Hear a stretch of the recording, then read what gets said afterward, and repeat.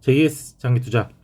근데 2022년 연말 정산 영상을 찍어볼 거예요. 그래서 그 첫 번째 연말 결산을 맞이하는 영상은 연금저축펀드 수익률을 한번 공개해 볼 거예요. 그래서 작년에도 그렇고 아마 재작년도 그렇고 계속해서 저는 매년마다 12월 말을 기점으로 해서 수익률이 얼마나 됐는지를 영상으로 남겨놓고 있어요. 그래서 이 영상들을 매년 말마다 이렇게 1년에 한 번씩 이렇게 남기게 되는 거고요. 그래서 1년 데이터가 쌓여갈 때마다 얼마나 수익률이 내는지, 그리고 이 과정이 제가 10년, 20년 지났을 때 이 연금저축 펀드를 해지하고 받을 수 있는 55세가 됐을 때 얼마가 되는지도 유튜브가 살아있는 한은 계속 올릴 예정이에요. 그래서 이 수익률과 금액은 나중에 55세에 개봉할 수 있을 것 같아요. 그래서 한번 간단하게 지금 모으고 있는 것들을 가져와 봤어요. 그래서 첫 번째는 이제 미래세대우의 연금저축 펀드 계좌인 이 연금저축 펀드 계좌인데요. 여기는 딱 세 가지만 가지고 있어요. 종목은. 그래서 타이거 미국 나스닥100, 그리고 S&P 500, 그리고 BBIG K뉴딜, 이렇게 세 가지가 있고요.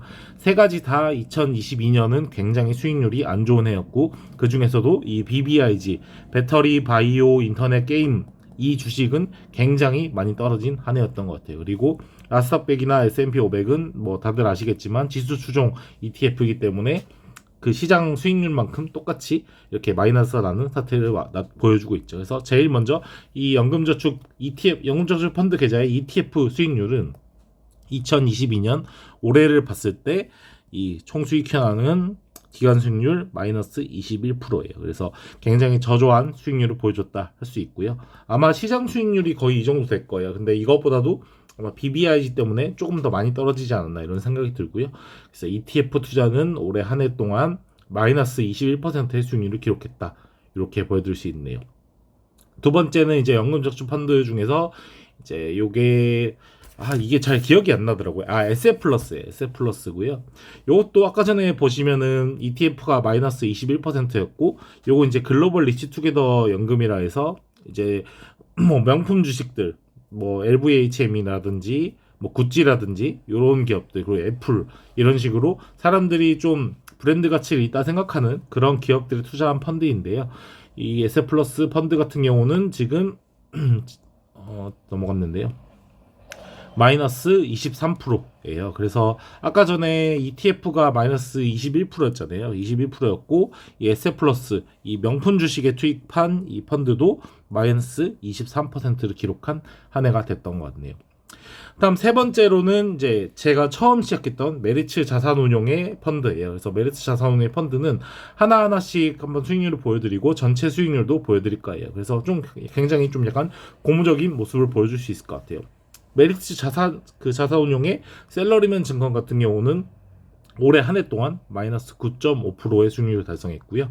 글로벌 헬스케어 펀드, 요거는 이제 뭐 제약회사라든지 또 이런 건강 관련 그 기업들에 투자한 펀드이고요. 이 펀드의 수익률은 올해 지금 2022년 12월 26일 기준으로 플러스 6.8%.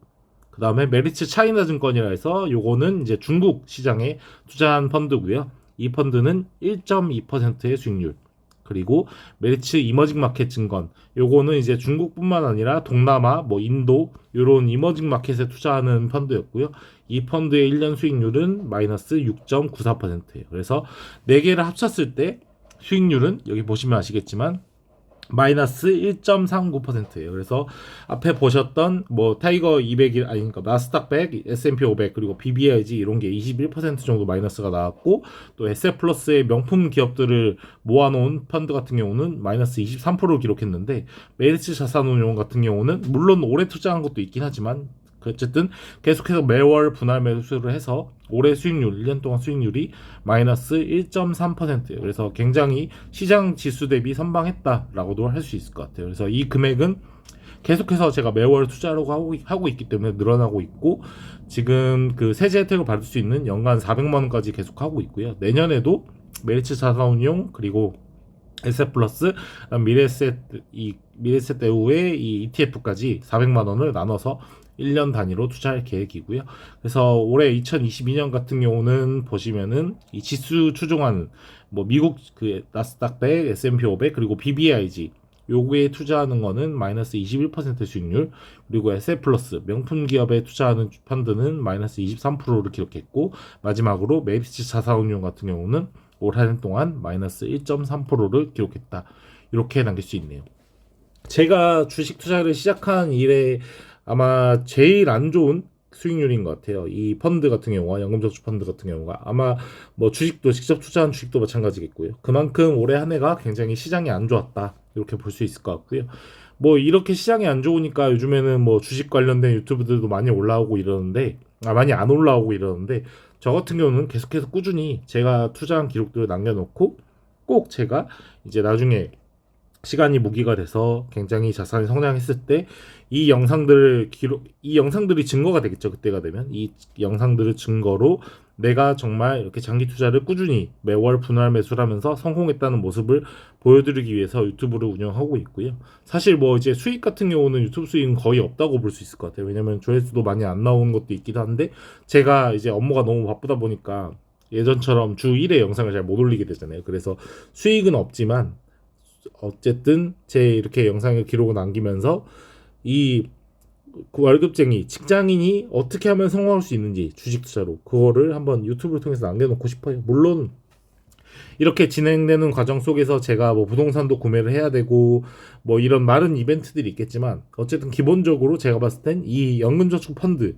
요 계좌는 아마 절대 건들지 않을 것 같아요. 왜냐면 이 계좌를 건드는 순간 그동안 받았던 세제 혜택을 뱉어내야 되기 때문에 요거는 절대 뺄 수가 없거든요. 55세까지. 그래서 계속해서 연 400만 원씩 한 제가 되는 한은 한 20년 정도? 20년이면 원금만 해도 8천만 원이잖아요. 그래서 8천만 원 넣었을 때 이게 과연 20몇 년 지난 55세 때 과연 얼마가 됐을지, 그런 것들을 유튜브로 남겨놓는 것도 굉장히 제 후대 세대, 뭐 제가 만약에 결혼하게 돼서 자식이 생긴다면 그 자식에게도 본보게 될 수 있는 사례가 될 수 있지 않을까, 이런 생각이 드네요.